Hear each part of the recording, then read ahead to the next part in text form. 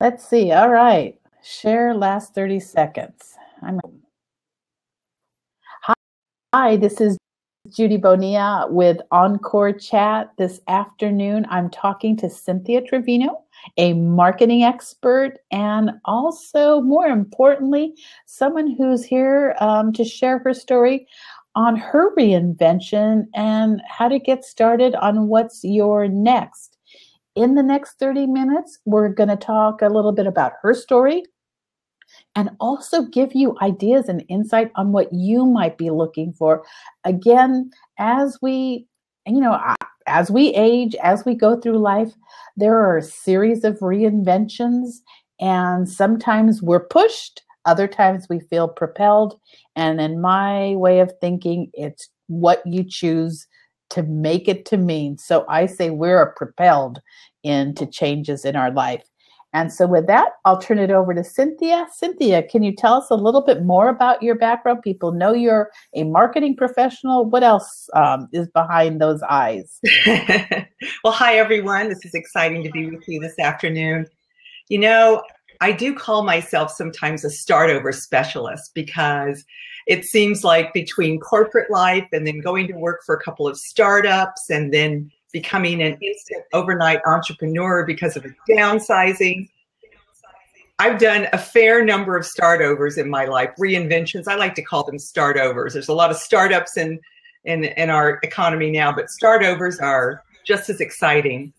And I agree with what you said, Judy, about sometimes we jump, we leap, and other times the ground around us shifts, the people shift, the situation shifts. And that's what happened to me when I had my first big start over that wasn't of my choosing. I was sitting in my office in corporate America in New Jersey, working for headquarters of a giant company. And the phone rings and the director says, "You need to come talk to me." And you know that's not going to be a fun conversation. So for me, it was a project I'd been working on was being folded. And as a result of the project, which was very cool, it was in Nashville, Tennessee, and I was living in New Jersey, so I got to fly down and be with all those wonderful, warm people in the South. And they were folding the project, and I had had a temporary advancement to a higher level, higher pay, and they were rescinding my promotion. So they said, go find another gig somewhere in AT&T. And I was devastated because I had been inching my way up the corporate ladder, traveling 3 weeks of every month. You know what you do when you're in a corporate staff, any corporate job, you raise your hand, you lean in. So I was devastated because I thought, oh my gosh, I feel like a failure. All my coworkers will know I'm being pushed back to another, the lower level. And I struggled, what do I want to do next? And then after a couple of days, I really had an epiphany. And I realized that it really wasn't about the next job. I looked around and realized that, as my best friend said to me, you treat your apartment like a hotel room. You're always traveling. You're working. You don't have a personal life. And she was right. I didn't have a personal life. So I said, my first priority is, what do I want to do with the rest of my life? How do I want to be? And I realized that I wanted to have someone to come home to. I wanted a best friend. I wanted a soulmate. I wanted all of the things that you have, somebody who's got your back, somebody who listens to you rant and rave when the world is unfair. So I said, wow, I had never said that out loud, never wanted to be married. And so I had to say, wow, is this really what I want? So I got started and I made that a priority. I followed a 3-step process that I highly recommend to everyone else that I'll get to in a moment. But so this was in the 80s. There was no internet. There was no Match.com. There was no eHarmony. And I was left to my own devices. So I said, okay, singles events. So my go-to resource was the New York Times personal section where they listed all the singles events because I was living just across the bridge in New Jersey. And there wasn't a lot happening in northern New Jersey in terms of singles life, trust me. So I did what any good project manager would do. I opened a spreadsheet. I would get the newspaper and I would go to the personal section of the Times every weekend or every week. And I made a commitment to myself. I was going to attend one singles event during the week and one on the weekend. And I did. I made good on my commitment. And then I was shocked because I started meeting married men at singles events. And I was like scanned. Fast forward, after about a year, I joined a singles bicycling club, which was great fun. I met way nicer men. I dated. It was all fun. And then I kind of had another epiphany about almost 2 full years later. And there was a coworker who was down the hall that I talked to a lot for my job. And his name was Jim. And he was way more funny and interesting than the men I was dating. And I thought, well, this is weird, because you don't really think you're going to find someone at work. You don't set out to do that. So fast forward, we are celebrating our 25th wedding anniversary next year. Wow. So Congratulations. So, I was 38 when I kind of woke up and I really did need some guidance. So I went to, now you're all going to laugh, I went to Barnes and Noble because I didn't have any guidance, mentors. All the women I worked with that were single said to me, Cynthia, you're delusional. You're nearly 40. You're not going to find a husband. So at any rate, I did find a book. And I wish I'd kept the book, but she said it would take you about 2 years. And she was right, because what I did was I trained my instincts to say, okay, how is this person? How do I feel? And I got very tuned in, and it was wonderful because when it hit me, all the searching and all of the false starts and all of the miserable first dates and some of them were fun, and yet all of that, all those false sort of starts in terms of a relationship had sharpened my senses. So something kept telling me that Jim, who was just a casual coworker, I started talking to him more and more. So when I look back, and I always talk to women and I say there's 3 steps if you're going to do a start over in terms of relationship, but I think it applies to all start overs. First is get smart. The second one is get ready. And the third one is get going. So the first one is get smart. You need to educate yourself. Maybe you're going to relocate to another city. You're going to change industries. You're going to leave the cubicle world and start your own company. You got to do your homework and do your research and figure out what's out there. Start talking to people. So that's your get ready. For me, it was talking to other people who were single, and that there weren't very many of them who were on the same quest I was. So for me, it was finding the book, and that was my go-to resource. And then in the second phase, I made lists. So lists are more fun than a big fat business plan, right? Or a big fat, I'm going to find my soulmate plan. So I made the lists of, I needed clothes for dating, going out. I needed new makeup. I needed to lose a little weight. And so I made lists. Lists are fun and quick and easy to make, and you make your lists. And then the third step is just get going. You make a commitment to yourself, and as so often happens, when you get going, you set an intention and the universe rises up to meet you. And that's how I did my start over. And after that, I had a whole new vision. My career was important, but it wasn't my number one priority anymore. And I was so glad that as I look back, getting that promotion rescinded, being demoted was the best thing that happened to me. Funny how that works. And you talked about so many things that I'd like to go back in, because it sounds so much like an entrepreneur's journey as well. Yes. And it is. It paralleled a lot when I became an instant entrepreneur several years later. But go ahead. Yeah.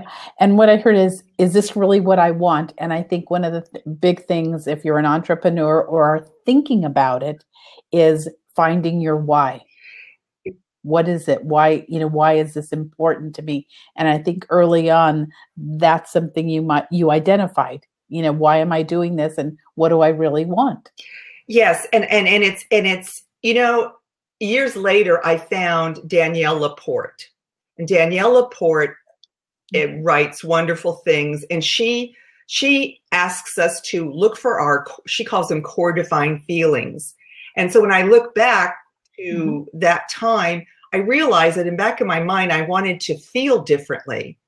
And I think it's the same thing when I was downsized from corporate America, and I was overnight saying, okay, I can look for a job or I can become an entrepreneur. Well, looking for a job is just going to be back into somebody else's driving the ship.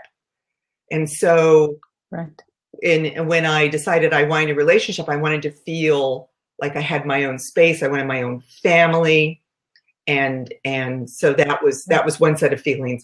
And then when I left corporate America, it was, okay, I don't want somebody else steering the ship, because I could see the mistakes in the last company I worked. It was a startup, and I could see where the CEO wasn't being broad enough, and they were keeping all the business in the domestic market. It was a tech business, and there was not enough business in international. And sure enough, I was downsized and the company folded the next year. So I think it is important, even though it's business and you're going to be an entrepreneur, think about how you want to feel every day. What kind of people fulfill you that you want to work with? Because when you're an entrepreneur, you can choose your customers.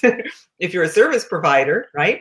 Most definitely. And one of the things I wanted to touch on, you mentioned singles event. And for some of you who follow me on Twitter, I've been at South by Southwest. And one of the speakers I encourage you to check out is Ari, and that's A-R-I, Horie, H-O-R-I-E. And again, that's Ari Horie. On Twitter, she is, I want to say, with WS Labs. And again, if you follow her on Twitter, or you look at her connection points, because she's not that active on Twitter, you'll see the accelerator she runs. And what she suggested for entrepreneurs, which when you said you went to the singles events, she talked about meetups as being a place for you to surround yourself with like-minded people. And again, alluding this dating analogy, you found that bike club where you found these people more interesting than some of the people you were meeting at the events. But it was the action you took to get out there and to connect with people. Absolutely. And I think as entrepreneurs, we don't look at everything. So if you can touch on that, and maybe you talked about it in the dating space, what do you see, again, as perhaps you started looking to connect with potential clients? Yes, I did the same thing. Fast forward a few years, when I was downsized and became an instant entrepreneur, to meet people, we went to, my husband's my business partner also, we went to a ton of networking events. It was when we started our business in 2002. It was before Meetup had been launched, but it was you cast your net really wide when you're beginning your start over, or you're starting a company, you're leaving corporate, because you need a different sort of network when you're going to be an entrepreneur versus when you're working for a corporate. So I agree with you. Meetups are fabulous. There are new meetups starting all the time. You put in your keywords that you're interested in, and Meetup will alert you when new meetups start or when there's an event scheduled for a meetup group that you like.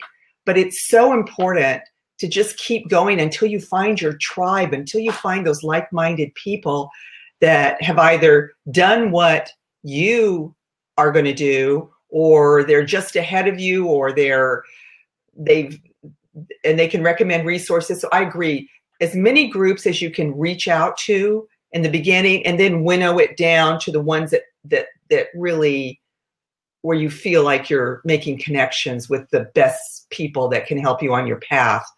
But I agree, as many meetups. And yeah. Yeah. And the other part of that, if you don't see one that you like, then start your own. Exactly. I agree with you completely. It's really, it's completely easy and it's fun, and you just never know who you're going to connect with. And people, you'll find new people, even if you can live in the same town, but you might not know that you have something in common and you're both working toward a common goal, or you know somebody that can help each other. So now you also, you also touched on Barnes and Noble being your intermediary mentors, coaches for your dating life. And again, as an entrepreneur, some of my biggest successes have come from being mentored, and I wish I would have reached out sooner. So what advice do you have for those either looking to make a difference in their work life, to make it to enrich it if they want to stay where they are, and those who are looking at entrepreneurism? Any tips for identifying mentors or coaches? What do you suggest? You know, I think I agree with you. It's so important. And I think women don't ask as often as they should, but mentors. And you know what my new favorite sort of group is? Masterminds. Meetup now has a category and a tag for masterminds. So, and that, wow. Yeah, I was surprised. And some of the meetup groups are calling themselves masterminds, which is great because they're for all sorts of different subjects, and especially for entrepreneurs. So I strongly recommend, when you're searching for anything, when you're starting as a first-time entrepreneur or you're changing direction in your business, use masterminds when you're searching for groups, for people, because a mastermind is, I think the original term was coined by Napoleon Hill way back in whenever he initially published, Napoleon Hill, the writer who published Think and Grow Rich, and he talks about masterminds. So if you think of a mastermind, it's going to accomplish the same thing. So in addition to me. All right. Well, we'll see if we can get Cynthia back. In the meantime, if you heard her, she started to cut out. Meetup now has a new tab called Mastermind. And I'll be honest, I have not explored that. And that looks like it might be something really valuable. And again, the conversation that we're having right now is whether you are working full-time and looking to enrich your career or thinking about entrepreneurship. Having a mentor or looking for guidance is one of the ways that can help you either to focus in on what you want to do, or perhaps help you gather the resources that you might not be aware of. I've been fortunate enough, I remained connected to some of my college professors. So I actually went back and again sought advice, because these were, I'll say, world-renowned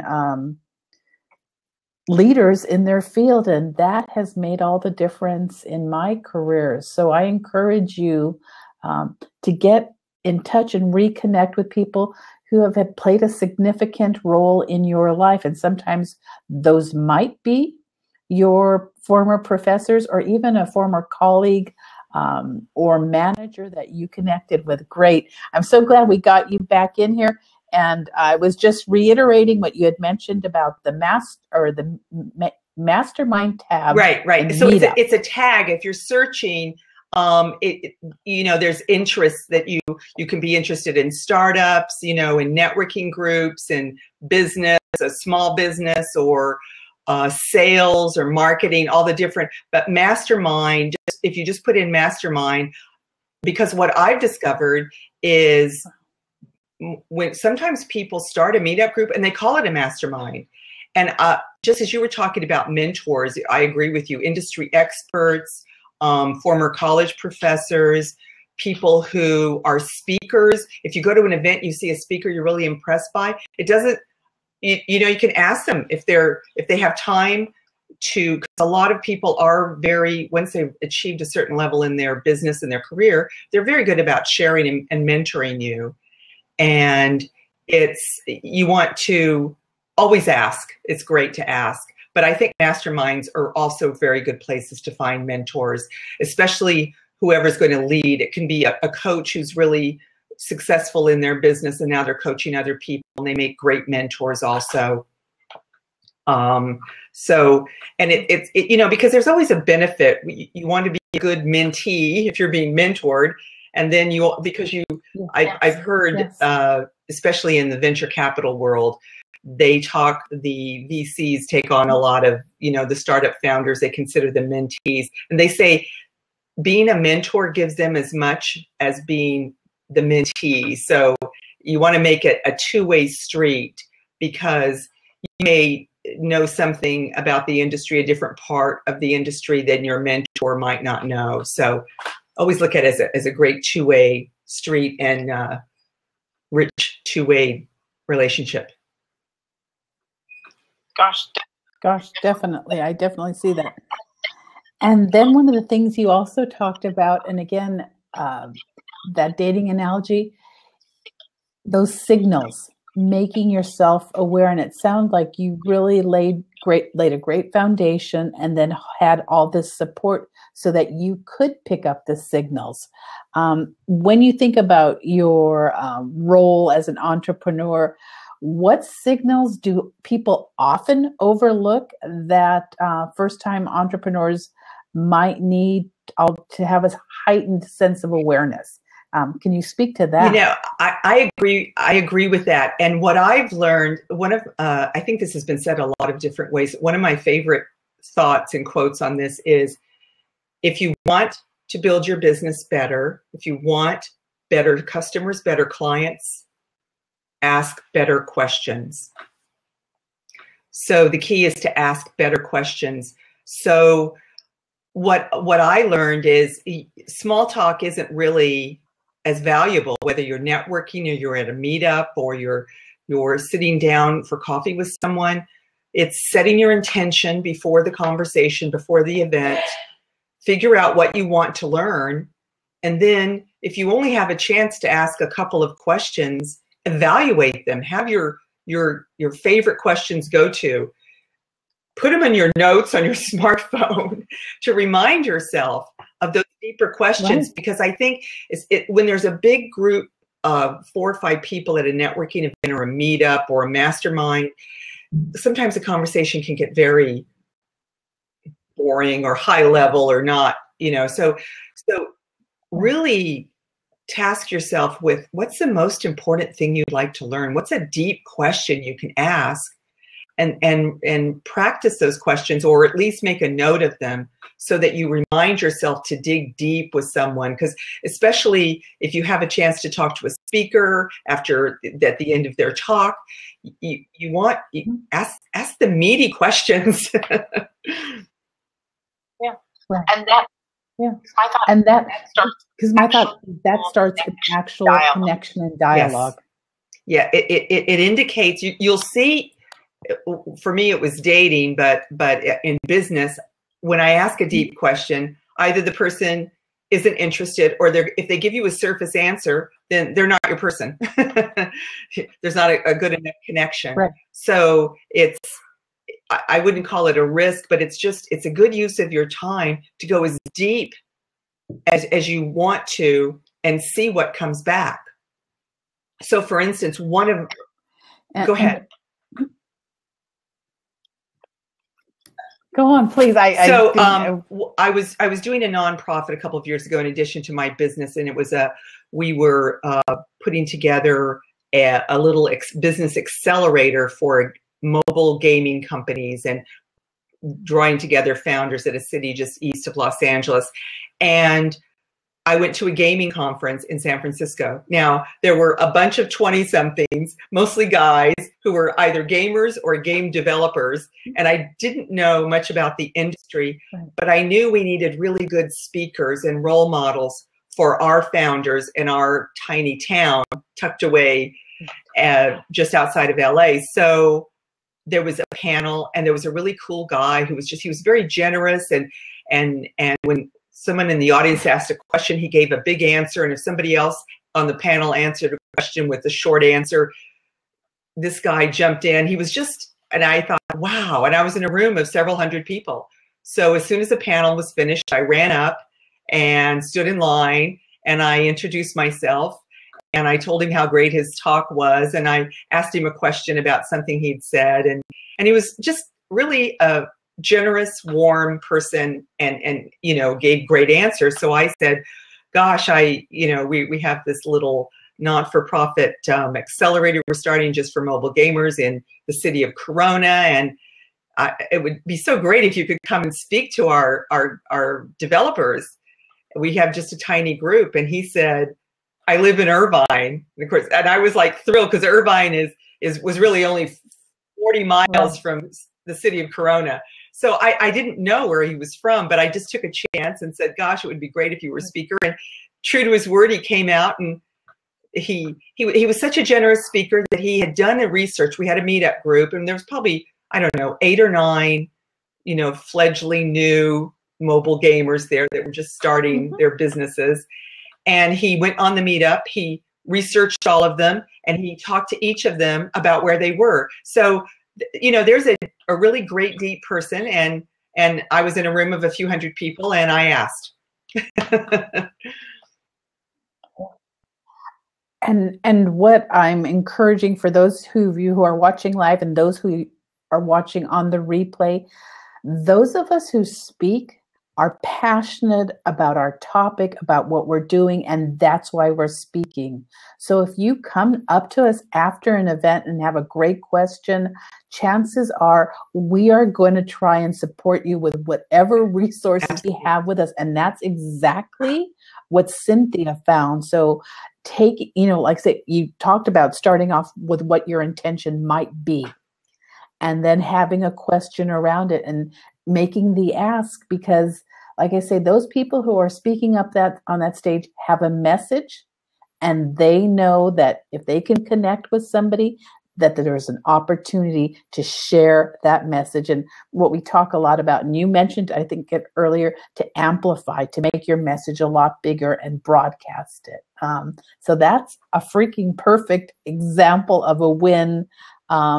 And having a plan, because that was the other thing. And as we're almost finished with our time here, and it's gone by so quickly, is having those actionable items. So Cynthia, with the time we have left, talk to us about some actionable items that you recommend or that have worked for you and you believe can assist others as they look at their next. I agree. When you're starting a business, I think your next chapter, a new business, or you're changing the direction of your business, I always go back to, who do you want to serve? Who's your perfect customer? Who's your perfect client?